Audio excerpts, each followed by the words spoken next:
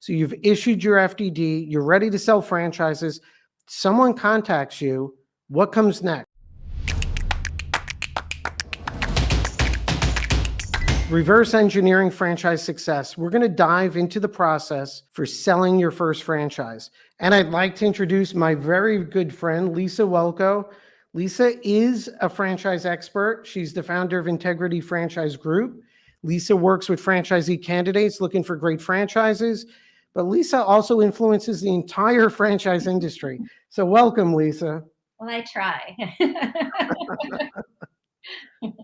So, Lisa, if I set this up, this is a big topic, and I know you work with so many, and we're going to reverse engineer. Well, the great thing here is you work with so many candidates looking for a good franchisor.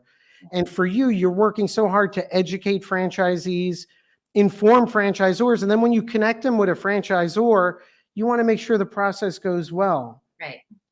So we see so many startup franchisors, and we try to coach our clients, and but I'll hear often, Charles, I worked with a franchise development company, or I have a contact, I don't know what to do next.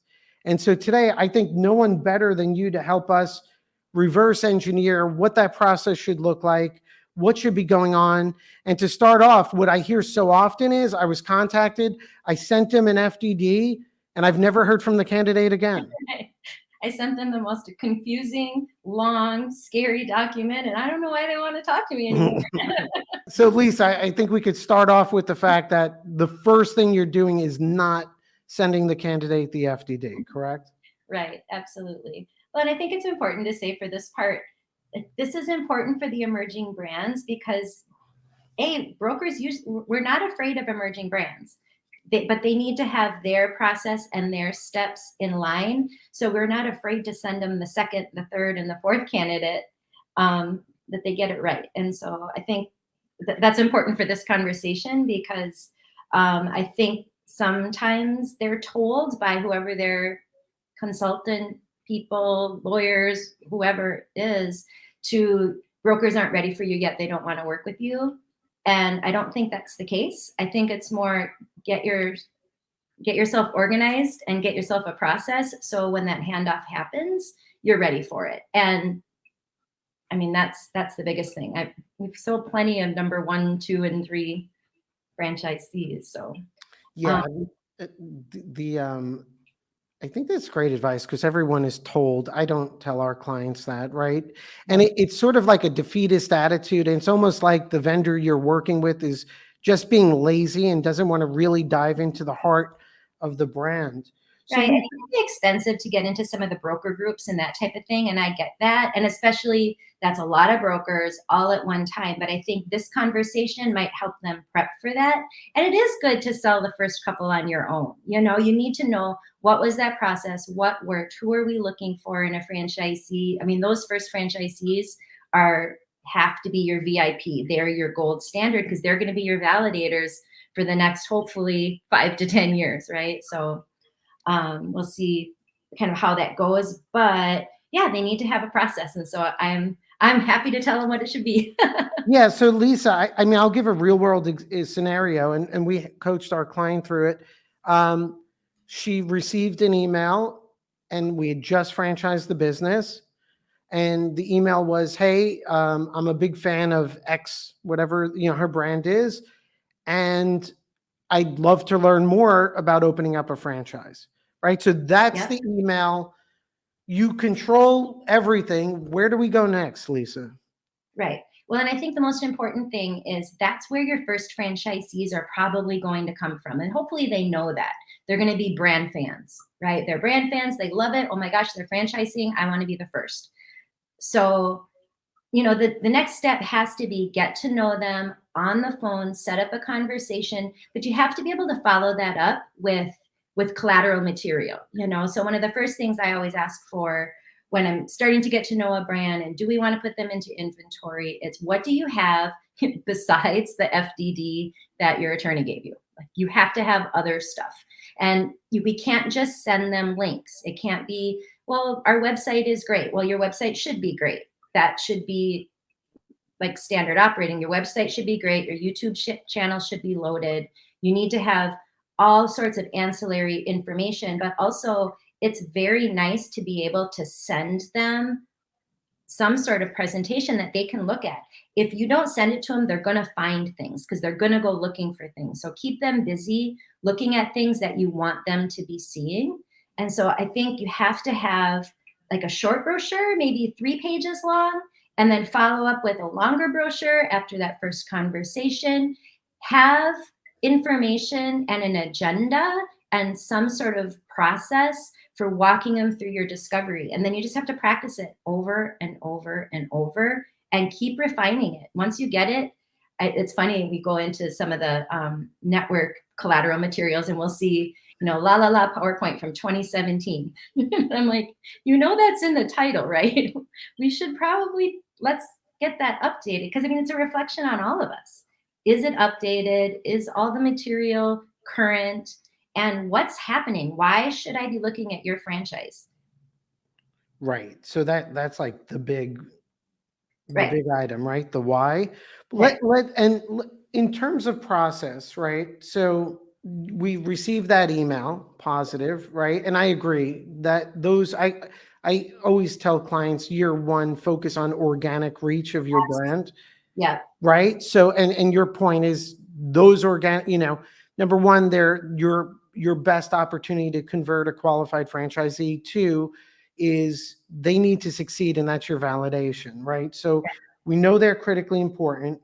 I love, so now the first thing you mentioned, Lisa, was get to know them on the phone, right? So we received the email. The next step is you're writing back to them. What would you be saying in an email to set up that call? Just be nice, right? Thanks so much. Really excited to talk to you. When can we hop on the phone? It doesn't have to be a sales process. You're dating, right? So you have to get to know each other a little bit. Right. So now that's set up. We're setting up a call. Before that call, are you sending a brochure? Are you sending material? Short, like, thanks so much. Not sure what you've seen, but would love to share some information. Here's a little bit to get you started, and let's go from there, right?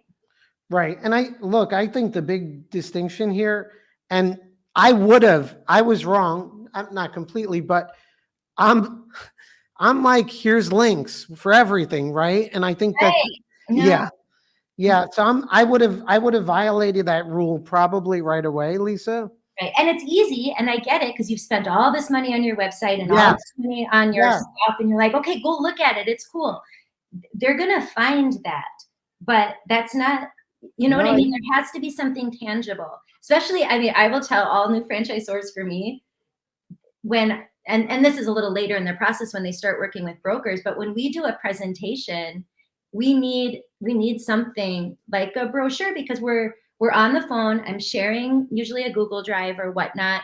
That's where they go first. So your commercial is that little brochure in the Google Drive. So I have my one sheet with all the basic information. Then I have, take a look at this. And if I don't have that, I try to tell them, okay, don't worry, just go to the website, go to the YouTube, that type of thing. If they don't have something to look at, more often than not, that doesn't make the short list. And my options are, okay, do I try to create something on my own? And no, because I am not your franchise salesperson. I will give you advice. I want you to do well, but I have to kind of be Switzerland too. Like, here's the 5 or 6 things that I think you should want to take a look at. And their first peek is usually that brochure. Right. Plus it shows organization. Sorry. It shows that the franchisor is organized. Especially when you're a brand new brand, people know intuitively that you're going to be new and you're going to slip a little bit and that type of thing. But if you show a deep bench and you're organized, that says you're going to take care of them. You're going to support them. This is you're like a new mom or a new dad. And so, yeah, you're going to make mistakes, but you're going to do the very best you can. But their first impression of you is so important. And if it's just, oh, great, here's some links to look at, that's a terrible impression.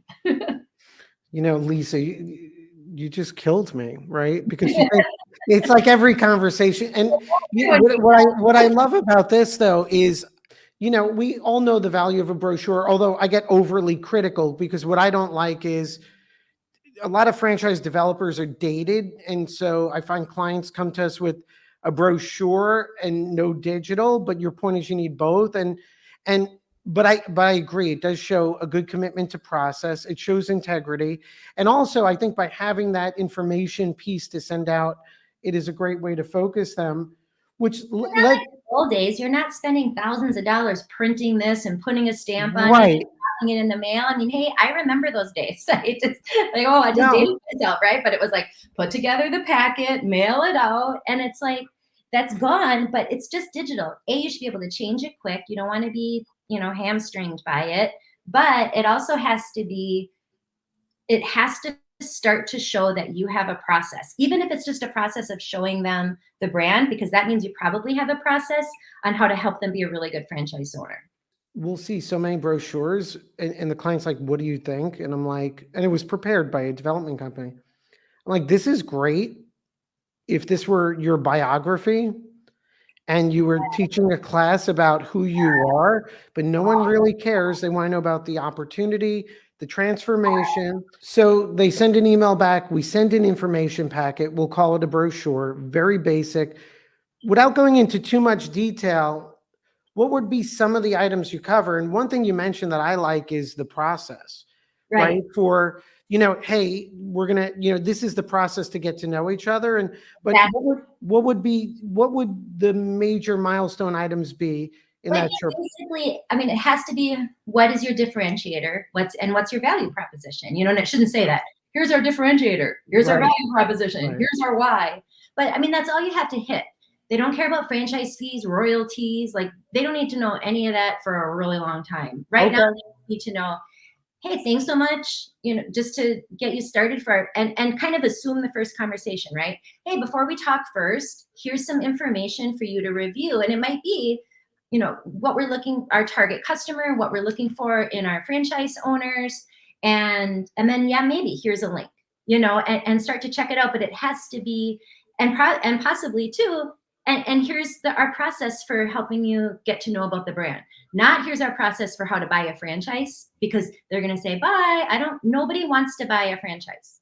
Okay. Nobody. What they want to do is they want to own a business, and you're the path to that. Right. So, but it's just going to be, here's how we're going to get to know each other. And if you want them to be good franchisees, you want them to follow the process. So, and for the franchisors out there listening, if you just stop watching the video now, which you shouldn't, right? You should subscribe and keep, but your point about no one wants to buy a franchise, I love that, right? That is so important, Lisa. I feel like there should be a banner behind you that says no one wants to buy I mean, that's the best advice from a mindset perspective ever, right? So they want to buy a business. And so that first communication, talk about the process. I think you use the term about getting to know the brand or about the brand, or right. And then of course, and back and forth, right? So the first conversation shouldn't be like, hi, blah, of everything. This is our royalty. This is our franchise. Our territories are, here's our item 19. Isn't it pretty? Well, take a breath.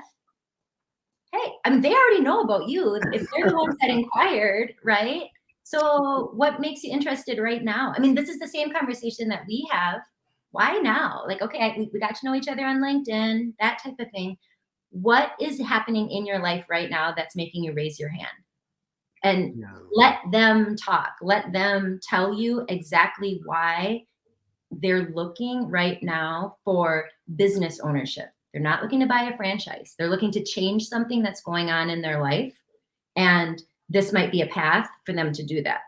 I'll see so often on the first brochures and information, it's a restatement of item 7, but like, here's the numbers. I'm like, what? But take that human approach that you just said, Lisa, and how you described it. I won't even discuss it anymore because what you said is perfect, but it's all about that human element and listening to them about their journey. Especially the first ones, right? So if this conversation is around your first 1, 2, 3, chances are they're not coming to you from a broker. They haven't been educated Right. on Oh, yeah. pricing at all. And so they have no flipping clue what an item 7 is, right? Or that this is actually going to cost money, or they're not just going to write a check for $150,000 to the franchise. They don't know anything. And so you have to be that person in the beginning, that you're not just explaining your brand, you're also kind of stair stepping them through what it's like, even just the franchise industry. I mean, and that's why slightly larger brands or bigger brands or have a couple of franchisees are going to begin to work with brokers, right? So because we're doing all that, we're saying, this is what's going to happen. Here's an FDD. Here's how we describe it. I mean, we're in the background kind of helping them along in that process. But if this person is a brand fan, they've probably never even heard the term FDD, item 7, 23 items, la, la, la.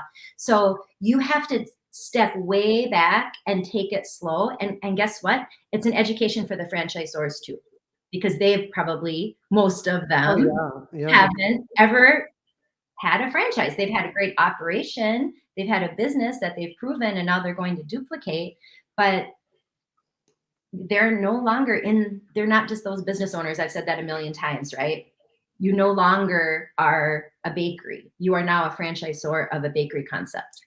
So remember your lane. So we had that contact. You've now had a human email connection, right? We've sent some materials that are disciplined, that do convey the YU, right? Yeah. But also show the pathway of here's what's going to happen next. Right. And let's get to know each other, and let's get to understand your journey and what you're looking for and how you got here. Right.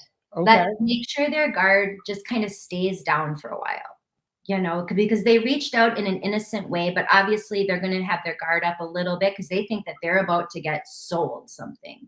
And so once you let that down and let them know, like, we're not at the sales part yet. Well, right? We're just making sure that we like each other. And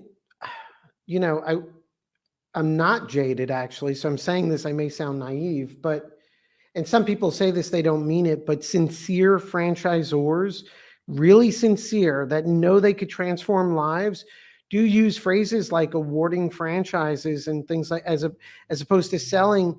And it could sound superficial, but for the sincere franchisors out there, it's genuine, right? And so the point is, you're going to have a human conversation. If you're not a great fit, you don't want to sell or bring them on as a franchise, right? You want to award and build that relationship, and that has to be the mindset. Right. And these first ones they already like you, right? Because the scenario is they reached out and they wanted some more information. They initiated it. These aren't leads that you bought. Like, that's a different conversation, right? Right. This is and I think that has to go to the franchisors watching. This is that person, that brand fan that organically just reached out. Now what do I do? And so if you keep that front of mind, that get to know them. Yeah, you can get excited, and you should be excited, and they should know you're excited, the human element, but it shouldn't be this verbal vomit all over. Now, Lisa, they schedule a call. Your palms are sweaty. What's the first, how do you start that conversation? What are the things you're going to be talking about? Yeah, I mean, you're going to want to, why now, right? So what made you reach out? Did you try a cookie and you thought it was great? Have you always thought about owning your own business, or are you sincere? Just love the cookies, right? So just let them talk. Let them tell you what they need to move forward. They came to you no matter what. This isn't offense, defense yet. They came to you for information. So find out why, because then you know what information. If they really liked the cookie, well, then you're going to talk about other people that like the cookies and why you think it'd be great for their market. If they've always wanted to own a cookie business, well, then let's talk about the business side of it. But you have to listen for what they want to hear on that first conversation. And then, Lisa, during that call, are you also diving into, or at least having the conversation about, can they afford it, cost, qualification? Absolutely. Absolutely. And it's more not just like, can they afford it? Have you ever looked at, I mean, always make it conversational. Have you ever looked at owning a business before? Any idea like what the SBA is, or, does the word Robs ring a bell? And again, they'll tell you, yeah, you're my fourth inquiry. And okay, so now you can up your game a little bit. But no, I've never done this before. What's the next step? Okay, here's probably, what you're going to need. So in this franchise, if it's a cookie, it's probably 300,000 plus, right? So, in this case with the all-in investment, and that includes your working capital, it's going to be around 300. Because we're a restaurant, generally SBA is going to want about 25% down. And so that's going to mean about this. Does that scare you? Does it make you want to run for the hills, or do you think that's doable? And then take it from there. So you're not necessarily saying, well, here's our item 7 and you need to have 70 down, 50K post closing. Like, it's more just a conversation. It's still a conversation. If you have more questions about that, we can introduce you to banks that we work with or people that work with franchise funding, because it's kind of our own wonderful industry. And so when you talk with them, they can help you understand more your choices and your options for getting into business, because there's usually not just one path, depending on your net worth and that type of thing. I mean, you're assuming that they must have some sort of money, and I get that, but if you can just hit on some of the lighter things, you'll know, right? If all of a sudden they're like, oh, wow, this is way too much for me. Well, guess what? You franchisor just got your first rep in, because you're going to have this conversation about 100 more times. So Right. don't be disappointed. It's just a rep, right? And then it's, well, you know what? Talk to the bank, get an understanding, because they can help you figure out how to get into this one, or, call Lisa and she can help you look at something else and maybe take a different path, and we'll talk in a couple of years. Lisa, during this call, how does the FDD come in? Like, where do you see the role of that? They probably haven't sent the FDD yet, because this is our first. Call's probably only 15 to 20 minutes, right? Okay. So, you know what I mean? It would be you're not just going to go right into it. So the first one is, let's just get to know each other. Just softly get to know each other. And then you can have the conversation. Okay, well, you know what? It sounds like we might be a good fit. I would love to start to educate you more about the brand. Do you have any immediate questions right now? And they'll have a couple. Like, all right, cool. Let's schedule our next conversation to be about an hour, and we'll really kind of get to the meat and potatoes of this. And I mean, franchise law, hopefully better than I do, but but sometimes we need to send that FDD, right? We do, yeah. Right. So if you're in that state, you need to do that, get it done. So, and I agree. You had that initial call. You are now, during that call too, how would you educate them? Hey, I'm about to send you an FDD. Right. Yeah. What do you say about that? And the fact that you're going to sign a receipt page. It's not a legal document. How do you phrase all that, Lisa? How we say it, or how I say it when I'm working with my franchise candidate, like, they're going to get to a certain point, they're going to get FDD, and then this is how I describe it. Okay, you're get an FDD. Have you heard that word before? For us, they have, because we've had that conversation. It's a franchise disclosure document. It's 250 pages. It's lawyers talking to lawyers. But guess what? Here's the good news. It's under the umbrella of the FTC. FTC says it has to be in an outline. That outline is 23 items. And from crime scene cleanup to McDonald's, it's the same 23 items. All right. So it's going to be, this is what they do. This is the background of the franchisor. This is the background. Here's where the money is. It's 5, 6, 7, 19. And you're going to probably go there first. But we're going to get to all of it. It's just your eyes are automatically going to go to certain items. When the franchisor sends you that, they have to have proof that they sent it to you, and it's in the receipt page on the back. You're going to sign it. Doesn't hold you to anything. You can ride into the sunset, never talk to them again. You can sign 150 FDD receipts and nobody's going to say a word about it, right? It's not your obligation, it's theirs. So they're fulfilling their obligation that they sent you the FDD and you have a signed receipt. They're going to go through it with you. You're going to get all your questions answered. But at first, just remember, it's laid out like dinner. It's appetizers. It's the meat and potatoes. Item 19 is the dessert at the end. You're going to go through it like that. And you're going to be just fine. We got this. You know what? So those emerging startup franchisors listening to Lisa describe FDDs, right? That's critical, right? And here's the big insight. We hit the pause button for a minute. That's how brokers view the FDD. And that's how, when eventually you're interacting with brokers, you need to be aware, right? And so now we've gone through the first call.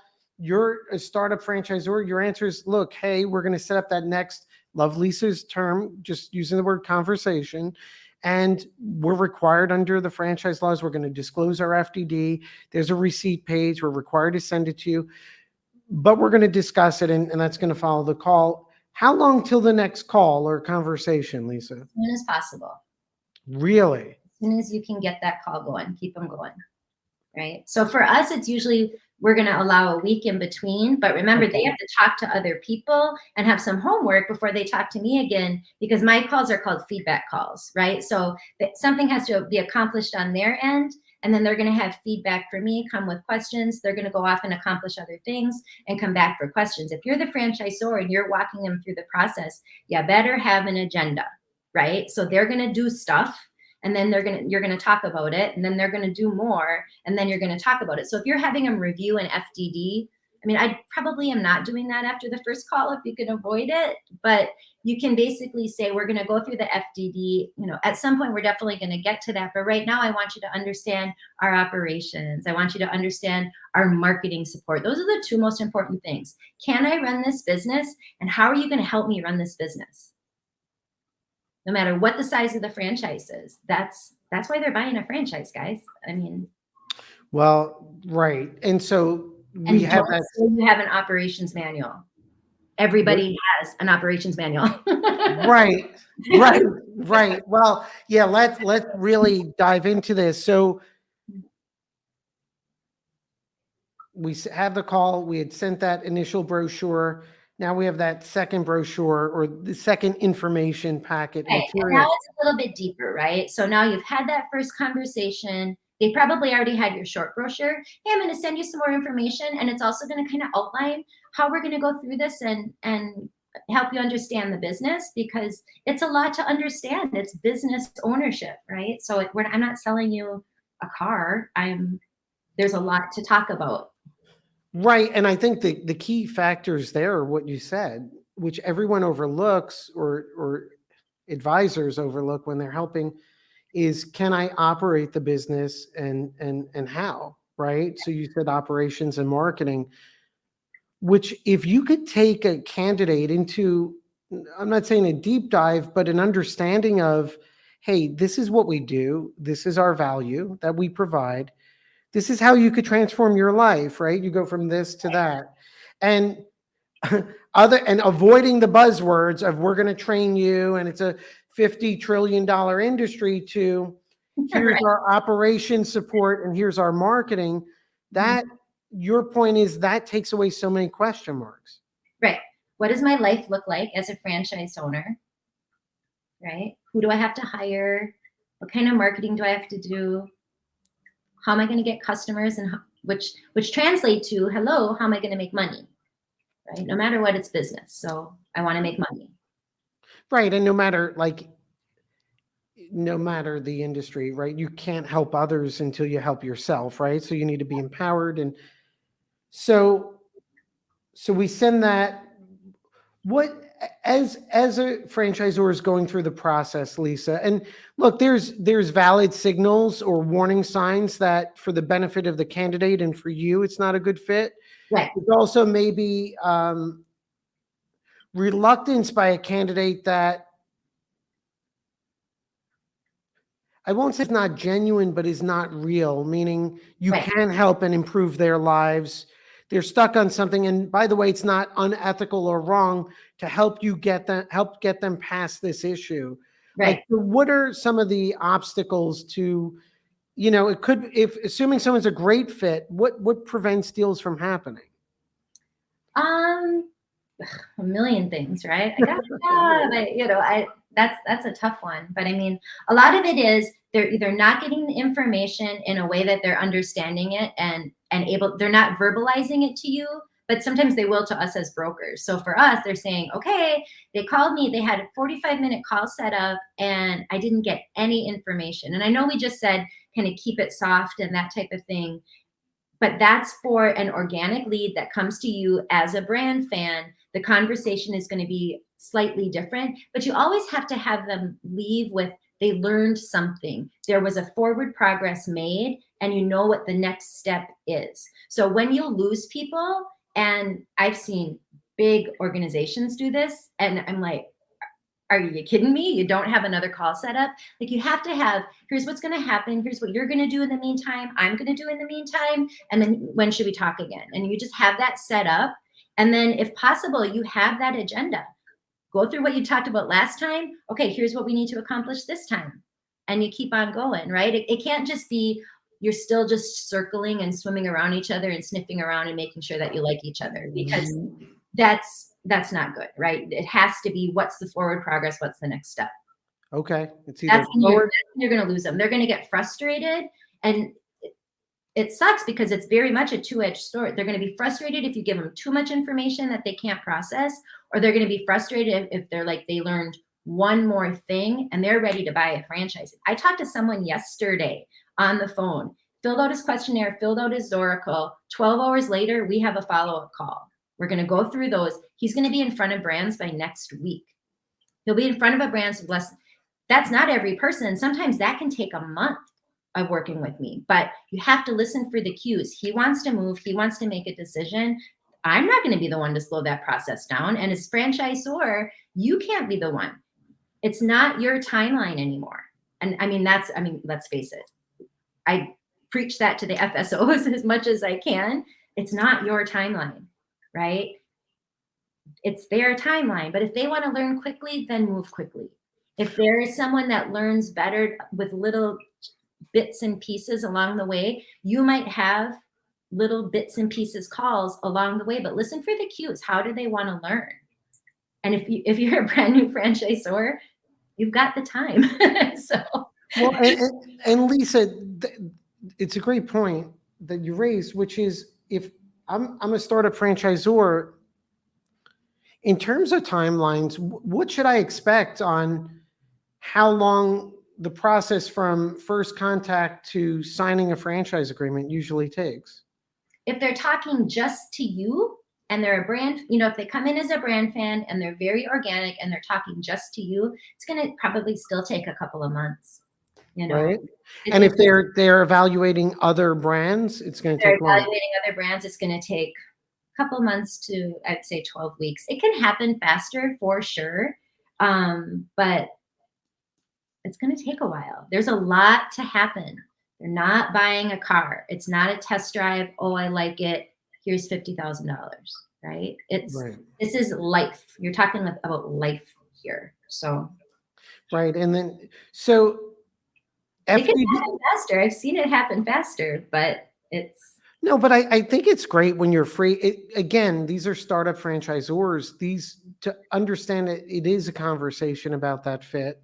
Right. And I think the advice you've given about, you always need forward progress, right? And if you don't have that forward progress, it's a lack of systems, which is fine.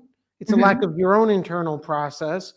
And that's going to evolve over time, right? And that's why. If you don't have that as a franchisor, they're going to dictate it. And that's not what you want. And also, you don't want your franchisee ever necessarily dictating to you what the next step is. So establish that relationship right away, that you're the franchisor, you're the parent in this relationship, and you're going to guide the process. Make sure they have a full understanding, that they're educated in what they're doing. And at the end, we're going to have success. And I use the phrase, and my staff says no one understands it, and I get it because someone asked me. So when we're launching a new franchise, I talk to them about a soft launch, meaning we've issued the FDD, everything's set up, that I want them to focus on their media, these presentations, these conversations. Yeah. And, if you issue your FDD in January, you're going to focus on that organic reach in that first year, but definitely view it as a soft launch. Maybe second half of the year, if your brand is aligned, your website, your materials, not because it's going to generate deals, but get involved with a broker organization, get involved with brokers.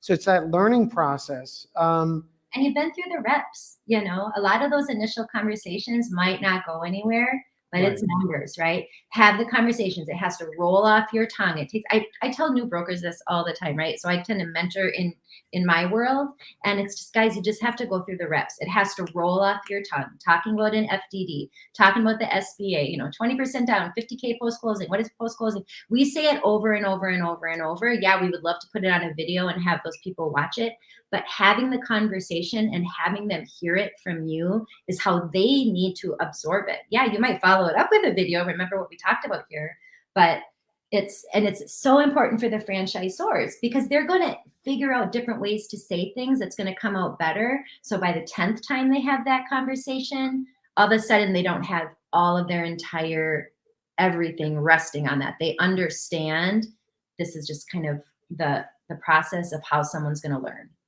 And understand you keep making those improvements, right? So Absolutely. right, what your materials and website are on day one should look very different 6 months in and next year. And if you keep improving those assets, you're going to win eventually.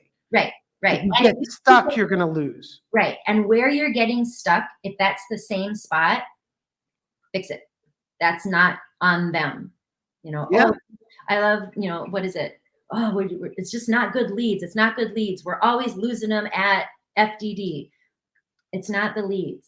Well, that's perfect, Lisa, because I wrote down what are the big FDD objections, the obstacles and issues that you see with FDDs that you can share with franchisors. I mean, you know, I need an item 19, right? So, Yep. and it's not necessarily, especially, you know, I was, oh, we're too new. No, you're not. So whoever told you that? No, and we were. I get it. You can't always have one, and you have to have a reason for it. But then you have to have a plan for how that franchisee. You have to have an answer for that. It has to be a good answer for why don't you have an item 19? Now, granted, if this conversation is about organic brand fans, they're not even going to know what an item 19 is. But I guarantee what they're going to ask is how much money can I make? Right. You better have an answer. Right. Well, look, 99 out of 100 should have an item 19, right? If you're in a very unique industry and you're a low startup cost franchise and it's a passion type franchise, you know, when we're developing franchise systems, I'm okay Right. if we don't have it, but we also need to be very fair and genuine about a lower franchise fee, the right territory structures, the right opportunities. Right. And just have it buttoned up. And remember, as a new franchisor, your FDD is 1 year long, and you can also amend it. I know the attorneys don't always want to hear that, so sorry, Charles. But no. We have clients now where they can't get the data, right. and my answer is, hey, we're okay. Let's amend in June, right? And we could even include data, so that's good. And there's so many startup franchisors, it's almost like an Achilles heel because you don't know when you start off with a bad item 19. Or lawyers that get uncomfortable in doing certain things, and that becomes a problem. Other than item 19, Lisa, any obstacles you see with FDDs? I mean, 5, 6, 7 needs to be buttoned up, and you need to know your numbers, right? So if it has to be tight, it has to be detailed. It can't have huge, massive gaps between the low end and the high end. And if it does, you're going to have to highlight that or break it down a little bit more so you can explain it, right? So the second they get that, now that they have that receipt, now you can get into what does everything mean here? Okay, let's talk about what it costs. And you don't have to say, we're going to talk about item 5, 6, 7. Let's talk about the cost to get into this business and then just stay in this business. I want to make sure you have a good understanding of it. It's still conversational. You're going to need a computer. You're going to need a wrapped vehicle. You could lease it or buy it. You know, talk about it instead of saying, this is item 1 and this is the amendment and this is item 2 and this is the, right? So you have to explain, yeah, this is the legal paperwork and this is what we have.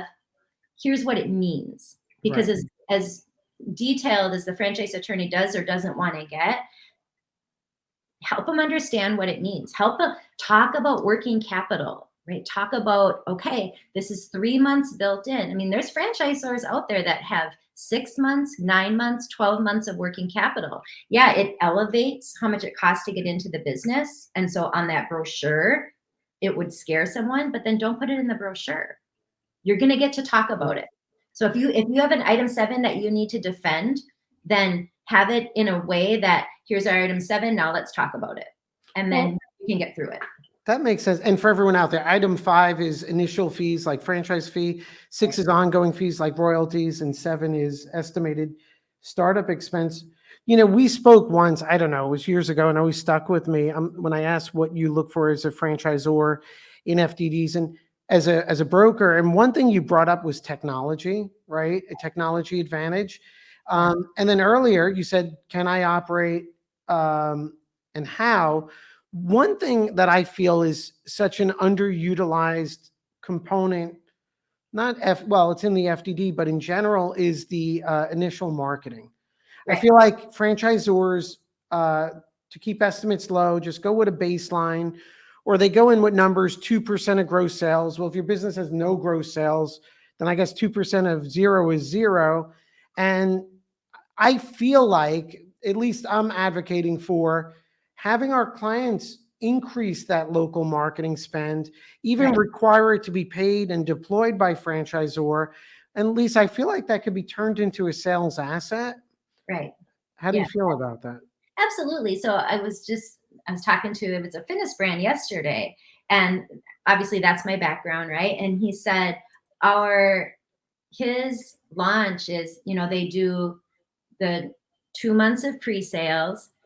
They do 2 months of pre-sales. They have a call center. The franchisor has the call center, is following up with the leads, is making sure they took their first class.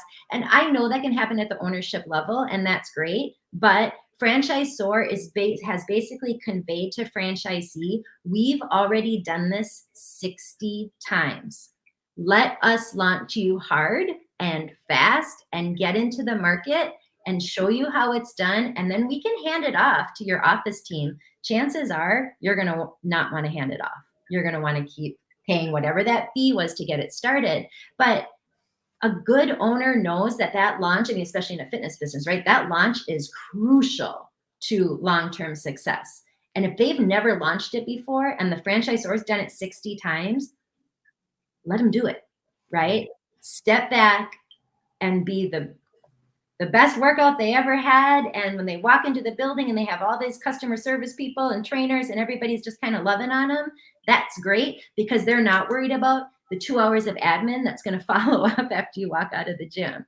It's already taken care of. So, I mean, it's a big deal. And a good owner is going to see the value in that. And that's so important to the can I operate and how will I operate, right? So as a startup franchisor, like you'll see all over all the development companies, like every brochure talks about training and all these things that should exist anyway. But if you do a genuine deep dive into what Lisa's suggesting, which is, how can I as a human, number one, can I operate this business?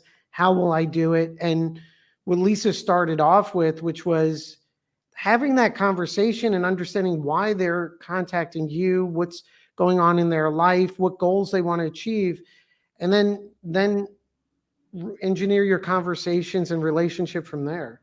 Yeah, Lisa, just listen and let them learn at their pace, right? It could take a month.